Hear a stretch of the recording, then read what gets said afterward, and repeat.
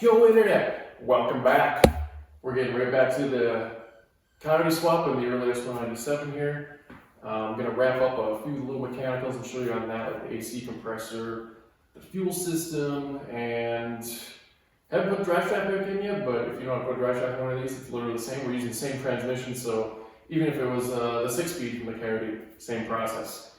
So we'll probably just forego on showing you that, but I'll show you what I'm going to do with the fuel system. And like I said, with the AC, I'm going to start with showing how the power by the hour AC bracket works and what I have to do to the OEM bolts that held the compressor to the 4.6 to work with their bracket, since their bolts came up a little short. But can't complain too much since there's really no other solution that I've found besides making your own, which is going to cost you more time. Time is money, so let's get after it. All right, so as you can see, we got the OEM AC compressor bolts from the 4.6 and just a little measuring at the caliper and figured out that this is going to be the ideal bolt length. Can't really go anything past that because the bolt is going to bottom out and into the block itself. So I got to cut off just under 5/8 of an inch from the tip of these. That'll leave us plenty of threads to engage into the block and it should be good to go.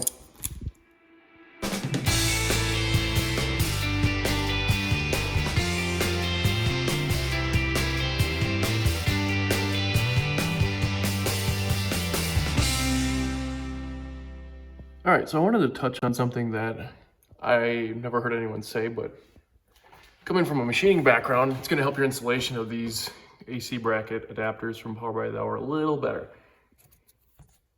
If you know what this is, you know what I'm talking about. So I think they drill and tap the threads before anodization. And once I chased them with the, what the hell size is this?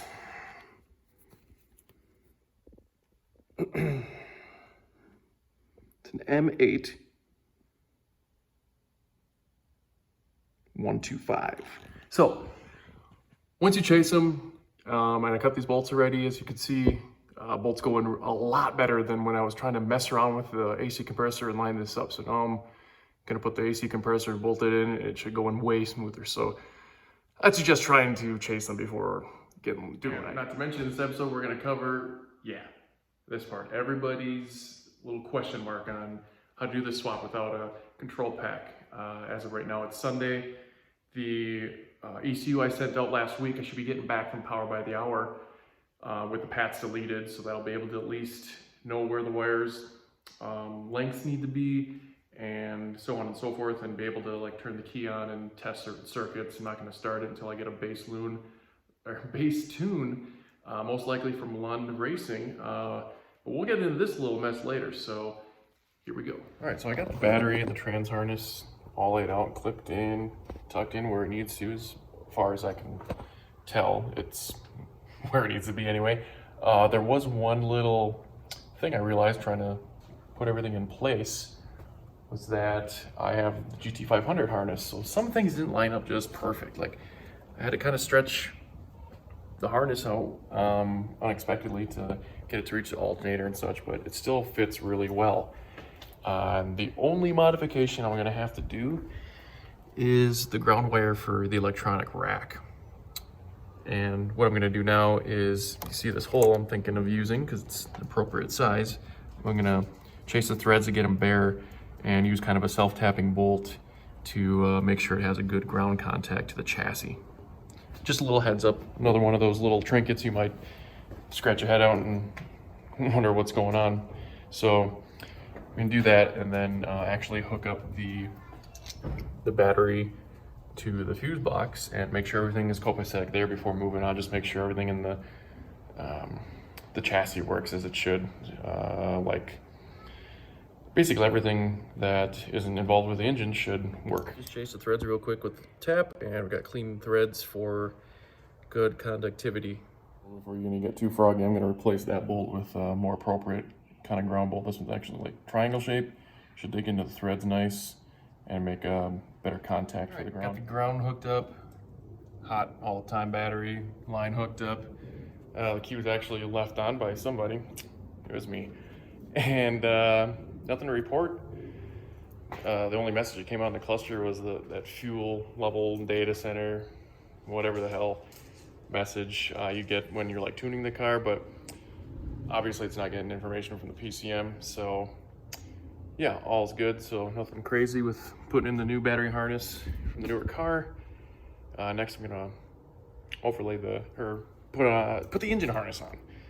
And one thing I haven't touched on was the mods I have to do to the trans harness, but that will come soon. So I'm just gonna get the engine harness in there and then probably pop that Boss intake manifold on there.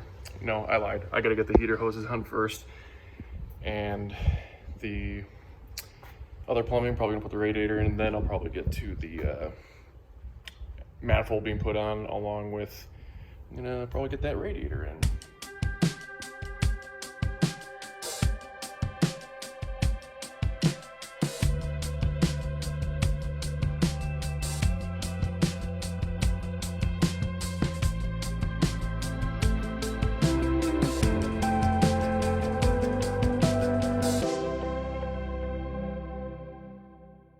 So now that we've had our radiator out for a little bit now, in order to put the new one back in, we're gonna have to transfer, stick up a few items here.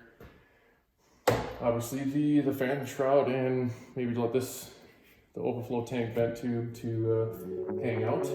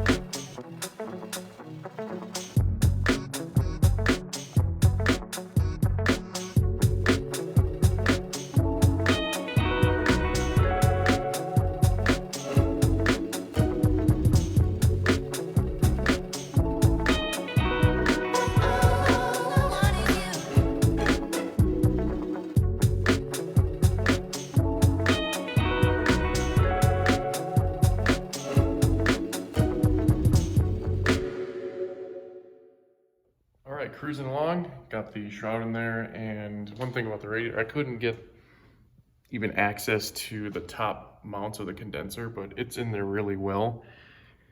It's not going anywhere, but it is bolted to the bottom of the radiator, and I think that'll suffice.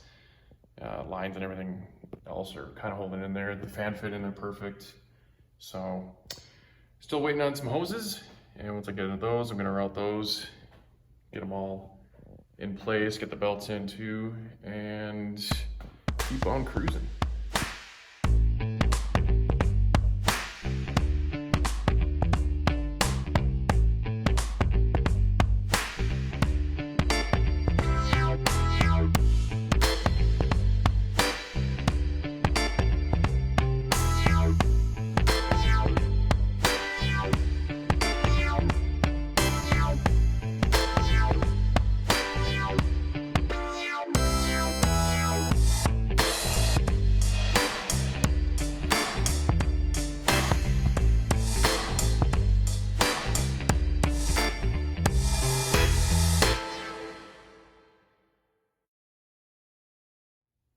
So as you can see, we got the cooling system all pretty much installed except for the one upper hose and T-connection hose there. That'll be here tomorrow, but switching gears, remove the fuel hose that was connecting the 3 valve, and now I'm going to go under here, get after the fuel filter, because we're going to replace that guy with the regulated fuel filter, the Corvette one, and then think about running the return line and replacing the fuel pump. So I removed the cover for the fuel lines and evap lines and whatnot. Removed the old fuel filter. It's actually a little bit smaller in diameter. Here's what held it in there. And there's the Corvette filter. So I immediately had to look at diagrams because I forgot which was inlet and outlet. Luckily, stock line plugs right in there. The return line, which doesn't exist, I have the adapters for, and I'm gonna have to make the feed line. So now I'm gonna delete the fuel line going to the rail, and then this conveniently kind of lines up there. So I'm gonna probably do something similar like that. That's holding the plastic shield for everything here, but I'm gonna probably drill a hole in there and like do something similar to there. I'll be able to use that slot and it'll kind of line up perfect. So I really like that solution. It'll be in the stock location, stock feed line from the pump. Bob's your uncle. Really happy with how this turned out. So I ended up using a J-nut just like I said. Just drilled a hole, put a J-nut in there, was able to keep that one too for the cover. It fits in there nice, and the stock line, the stock feed line clips right into that Corvette filter. It's right in the stock position. So sweet. Now, oh, I think I forgot to show you that. I made the feed line right there, you can see it.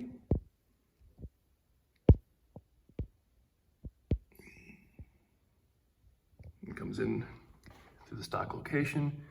This bracket is really not meant to come apart, because I think when you buy a fuel line, you get the evaporative line too. But there's a way that's just kind of crimped over, so it's right in the stock location. It'll be protected by the inner fender liner. And so now, much to my mistake, there's an adapter here that I didn't account for because I thought the stock inlet was male. So I just got to get an adapter for a quick fitting to AN-6, so no big deal, but that's how the feed line's gonna work. So the fuel system is 36% done, and I still gotta get an adapter for that line, of course, and make the return, and of course replace the fuel pump. But just got my ECU back from Power by Hour. They didn't mention anything of being bad. They put a little new part number on there, so it's an 1114 manual strategy with the paths deleted, just what we wanted. So probably gonna stick this back in its spot with the cleaned up bracket. Really, and another side note, I'm having a hard time finding the right belt for my AC portion here. Tried the F150 standard size. You can see I added a tensioner after seeing stretch belts, how that all works. I was like, nope. And this, Derek must have had a tensioner in his already, because there was already that idler pulley. And the F150 belt was way too short. I was trying to sneak up on it, but a 60-inch and some change belt didn't even engage the tensioner. Like, I could put the belt on without even using the tensioner. So I'll let you know as soon as I find the right belt what to use in that situation, because that should be fairly common.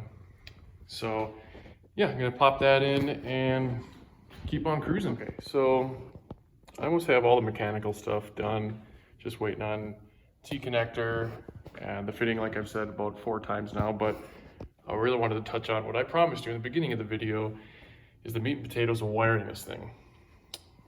And I'm not going to show you exactly how to wire it today, but I'm going to give you a really good insight, because I think I got enough content right now to make a video to not leave you guys hanging. So we got the computer in the stock 3-valve location. Engine harness will not be modified. The trans harness will only be modified at the trans. If you're running an MT82, don't worry about it.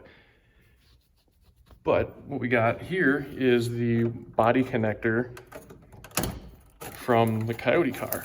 And I've had it all labeled on everything that goes where and the colors. So just pretend that's hooked up. The transmission harness will be hooked up to the top one. It's just down there and out of the way. So the hardest part is going to be this part. It's going to be the most time consuming, but it's definitely doable. And I'll show you when I actually do this in probably the next video, the spreadsheet and how I'm going to be working with it. And I'm not going to go over every single wire, but the ones that I feel like aren't as straightforward, like the AC or the cruise control, or not the cruise control, speedometer, which is actually part of the trans harness.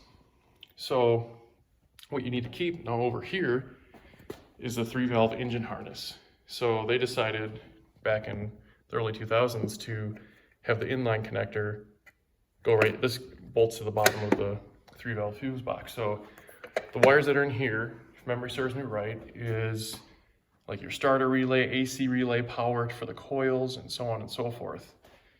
So I'm going to be using wires from that to make an inline connector.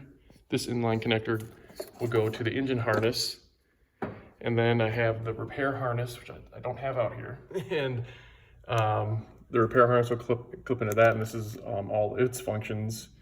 Clutch pedal switch, that'll also be coming from the body harness of this, of the 3-valve. So this will not be here. This will be untaped, cut, and all the wires will be used accordingly.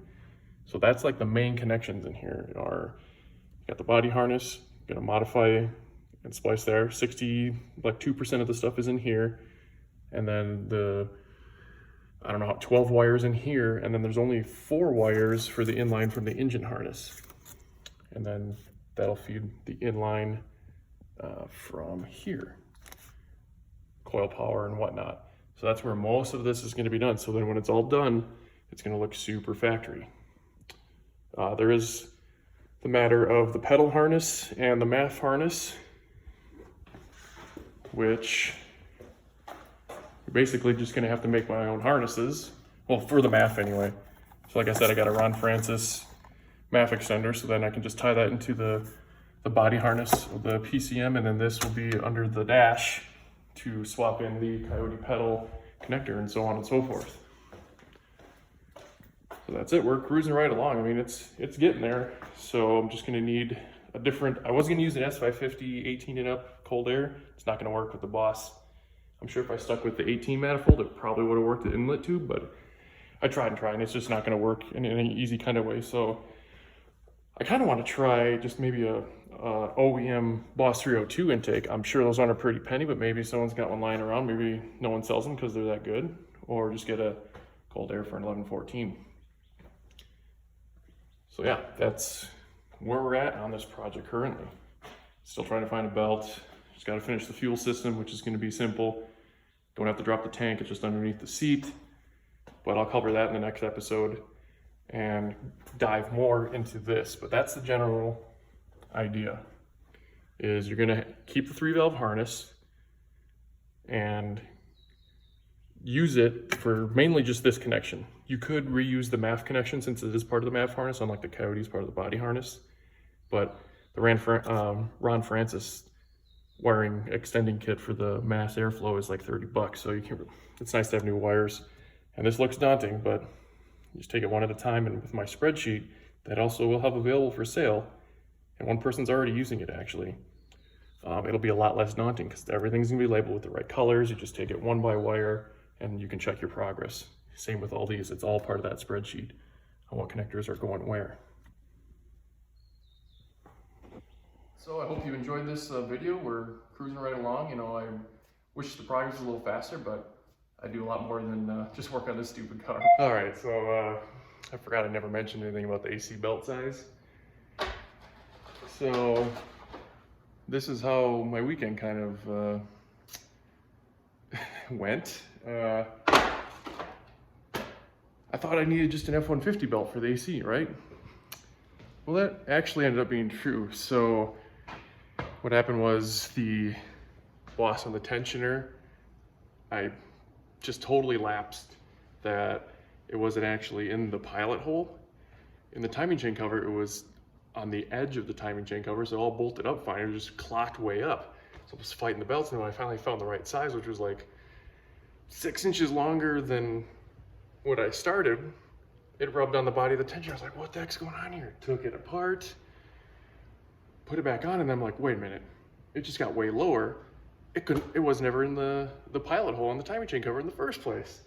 Went back to O'Reilly's, got every belt I bought over the weekend, as you saw, and it happened to be the original belt that I started with, the stock F-150 AC belt size. So don't really need a part number on that, just get a first gen F-150 AC belt and that'll work for you. But please consider subscribing if you like the series and like the video to get into that algorithm and whatnot, but we'll see you next time.